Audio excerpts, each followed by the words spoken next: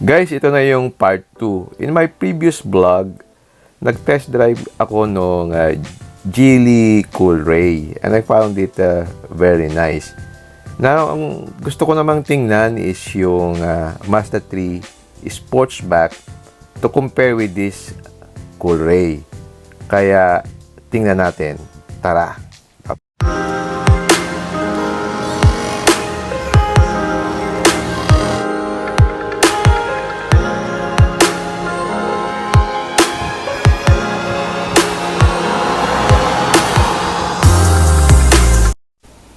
Okay, punta naman tayo sa Mazda dealership para tingnan yung Mazda 3 na Sportsback.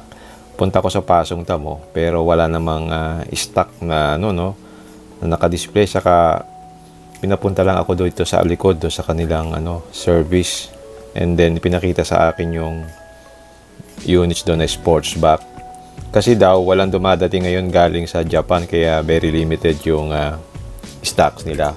Pero I'm eyeing yung white. Ang ganda talaga nung white eh. So yan, pinakita nila sa akin. Then I went around and naghanap ako ng ibang dealers. Pumunta ako sa Mazda sa Green Hills. Then wala rin silang stock ng Sportsback. Iisa na lang daw. Ito, this is yung white na premium, and then yung red yung elite. I like the design. It follows yung kanilang Kodo design which was introduced in 2010. Yung Kodo design uses yung Japanese aesthetics. Ina-avoid niya yung mga complex curves. Instead, ni-utilize niya yung single flowing lines para makakreate siya ng dynamic look. Kaya yung design niya parang more pure and refined. Kahit naka-standstill siya, yung essence ng Mazda Kodoy, yung tinatawag nilang soul of motion design philosophy. Yung mga designer nila parang meron silang ginagawang personality while staying sa isang unifying theme. Kaya kita mo yung Mazda parang pare-pare yung itsura nila. Now, let's look at the front. Makita mo, very low yung nose niya saka yung ground clearance. So, subject siya sa mga sabit sa mga humps. Tingnan mo yung headlight niya. Ang ganda pa ng headlight niya, LED. Ito, naka-design siya na nag-a-adjust siya automatically sa intensity of illumination. Tapos meron siyang camera dun sa windshield na nakakonect sa ilaw na nag-a-adjust yung ilaw niya depende sa lighting situation. Ang galing, di ba? Ang isa pang napansin ko dito, yung C-pillar niya, parang nakikreate siya ng impression na parang 3-door sportsback. Tingnan niyo. Okay, punta naman tayo sa likod. Yung rear tail lights niya is full LED na para siyang may jewel. Parang ganito oh.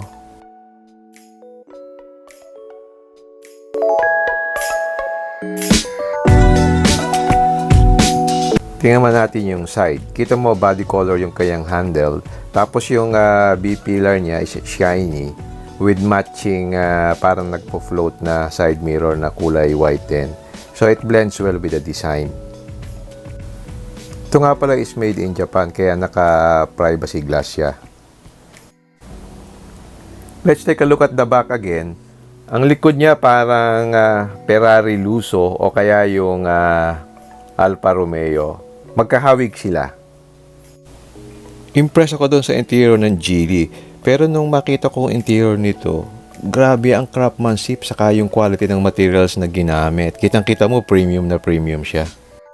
Yung cockpit niya parang very premium ang dating. Para siyang BMW quality. Yung steering wheel niya ang ganda, tapos yung layout ng buttons parang madali siyang intindihin. Tapos meron siya ditong switch na kinokontrol niya yung audio navigation saka Bluetooth. Para yung driver makapag-focus sa driving. So, hindi siya touchscreen na minsan nakaka-distract while you are driving.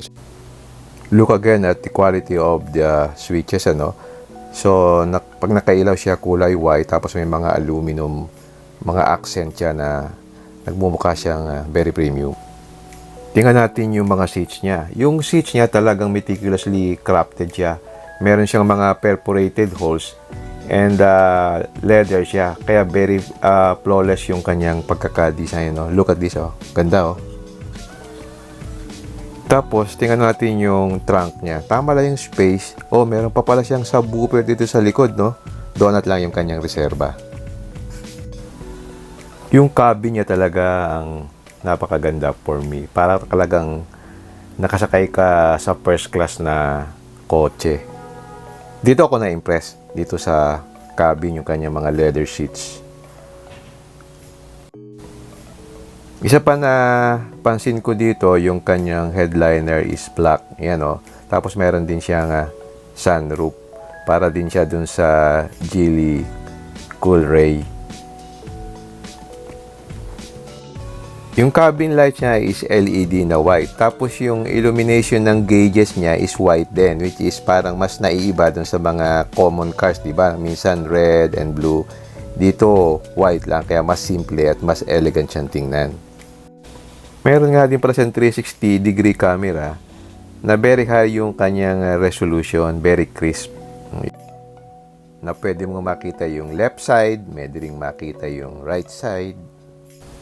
Meron din nga pala siyang rear vent sa aircon dito sa second row, kaya mas maganda yung distribution ng lamig. Hindi katulad sa Coolray, wala siya nung aircon dito sa likod.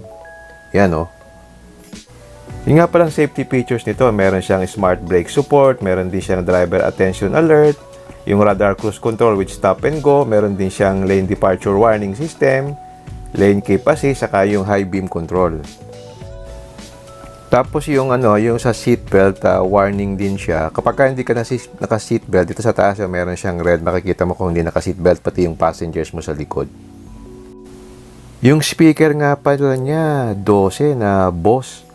Tinest ko yung sound system niya, kahit i-full volume mo, hindi siya nagra-rattle. Meron din nga pala siya yung active driving display. Ito yung nakaproject doon sa windshield. Nandoon yung speed mo, navigation, etc. Meron din nga pala siyang Apple CarPlay saka Android Auto. Yung sa Coolray, wala siya ng Apple CarPlay eh. Saka yung Android Auto niya, yung QD Link. Meron din pala siyang audio pilot. Ito yung noise compensation technology ng Mazda na automatically nag-a-adjust yung audio settings niya to make up dun sa change sa background ng noise at saka yung vehicle speed. Kaya ang ganda talaga ng sound system nito. In terms of power, ito nga pala is 2-liter engine, 152 horsepower, and then 250 Newton meters of torque. Yung Coolray is 177 horsepower, tapos 255 Newton meters of torque. Kaya makita mo iba yung acceleration niya. And then itong Mazda, 6-speed ng automatic transmission. Yung Coolray, 7-speed yung automatic sa transmission. So in terms of speed, mas mabilis yung Coolray based on my test drive. Pero ito hindi ko to na test drive kasi walang available na test drive units eh. Okay, summarize natin, no? In terms of overall build quality, lamang na lamang itong Mazda. In terms of power delivery, mas lamang si Coolray compared dito sa Mazda 3 kasi based on my research, ang power niya is just adequate, not accelerating. Actually, gustong-gusto ko itong Mazda 3. Problema ko lang yung budget eh. Mas mahal ito ng mga 450,000 pagka in-apply mo yung discount dun sa Coolray. Sa ngayon, hindi pa rin ako makadecide. Meron sarili silang pros and cons. Itong Mazda, because it's Japan-made, so assured ka dun sa quality ng kanyang features. Yun namang Coolray, it's new kid on the block. So parang hindi pa siya tested. Pero in terms of mga performance, mukhang okay din eh. Kasi wala akong nakikitang masyadong negative comments dun sa Coolray. So, well, I have to decide later. Anyway, mga January pa naman ako magde-decide. So, put your comments below. Alin ang mas sa tingin nyo ang mas lamang? Coolray or Mazda 3 Sportsback?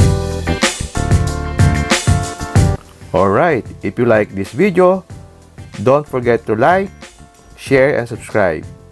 Until next time, see you again in my next vlog. Bye!